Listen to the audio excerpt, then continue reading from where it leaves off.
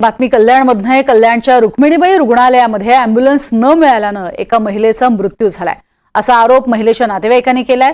सोमवारी दुपारी महिलेला अर्धांगवायूचा झटका आल्यानं नातेवाईक तिला रुग्णालयात घेऊन गेले, मात्र रुग्णालयानं महिलेला कळव्याच्या सरकारी रुग्णालयामध्ये नेण्यास सांगितलं। तब्बल 5 तास अँब्युलन्स उपलब्ध झाली नाही। जी अँब्युलन्स उपलब्ध झाली तिच्या चालकानं कळव्यामध्ये जाण्यास नकार दिला आणि अशातच महिलेचा मृत्यू झाला। दरम्यान महिलेच्या मृत्यूला रुग्णालय प्रशासनच जबाबदार आहे, असा आरोप नातेवाईकांनी केलाय। मृतदेह ताब्यात घेण्यासही त्यांनी नकार दिला। रुग्णालयाचे मुख्य वैद्यकीय अधिकारी डॉक्टर संदीप पगारे यांनी ही अँब्युलन्स मिळण्यास उशीर झाल्याचं मान्य केलंय।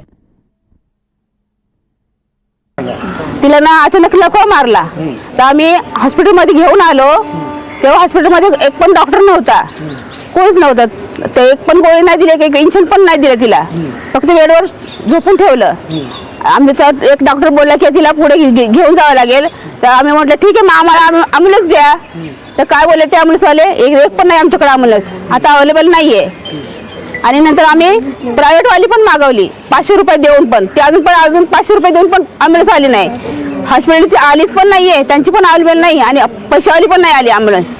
आपल्याकडे इंटेन्सिव्ह केअर युनिट हे उपलब्ध नसल्यामुळे आपले जे ऑलरेडी डॉक्टर्स आहेत त्यांना एक रेफरन्स लेटर देऊन त्याला पुढे एक हायर सेंटर फॅसिलिटी सेंटरमध्ये जाण्यासाठी एक ॲडवाईस केलेलं आहे। आता परंतु असं आहे की त्यांचं जर 108चं ॲम्ब्युलन्स आणि हे जे ॲम्ब्युलन्स आहे तर ह्याचं थोडंसं कन्फ्युशन असल्यामुळे ते नेण्यासाठी डिले झालं असं आहे।